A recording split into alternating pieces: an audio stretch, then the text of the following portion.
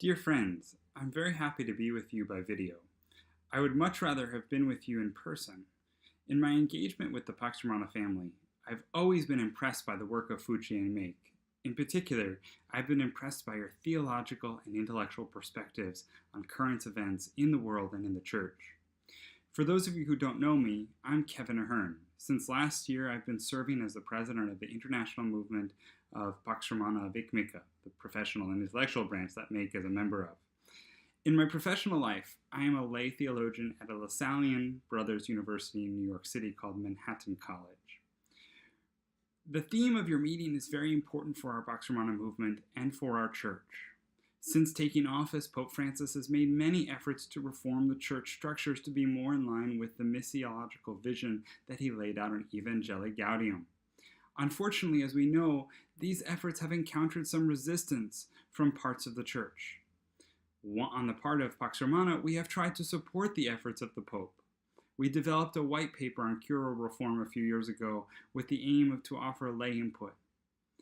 How the new structures of the Curia, especially those on the laity, family, and youth, and the dicastery on integral human development will function has yet to be seen, but I have hope that they will be an improvement on the recent past. While working within the church for reform is not new for our movement, Pax Romana. We played an important role before, during, and after the council.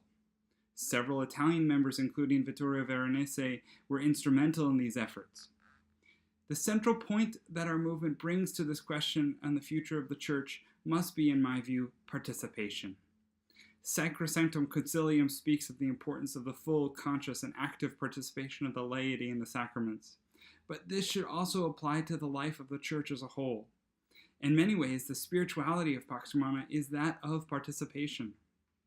Many of us were in the student movements, where we often fought to be respected as full human beings.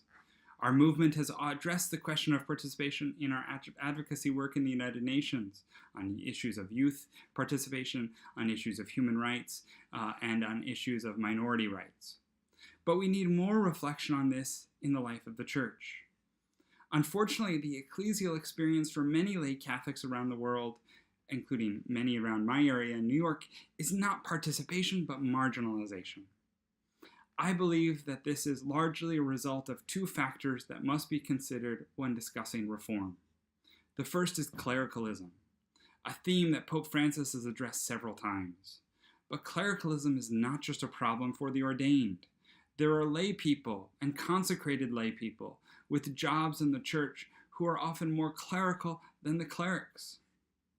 Second is consumerism. In many places, the sacraments get seen as products of the church, and the church gets seen as a company, with the Pope as a CEO. This is not the church of participation. People see themselves as consumers, not participants. So how do we respond to this?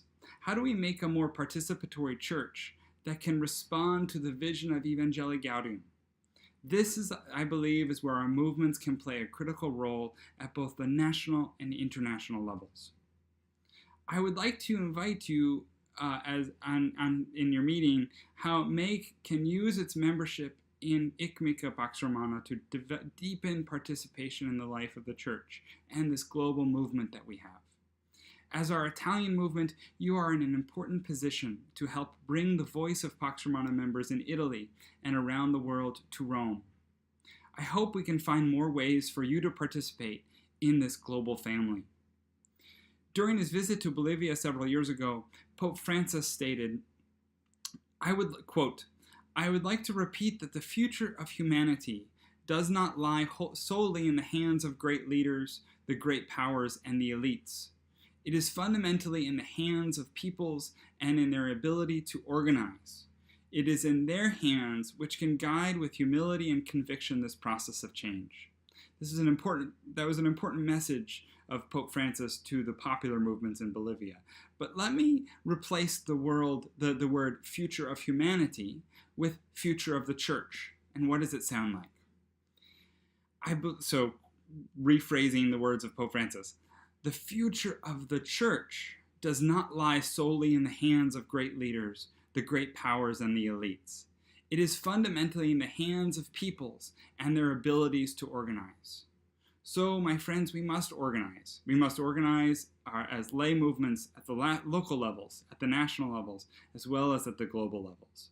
We need to claim our rights to participate in this church, and we need to be willing to give ourselves to the life of the church.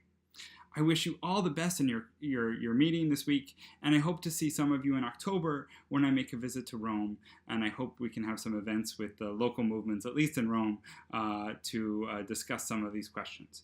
Thank you so much, and hope to see you soon. Bye-bye.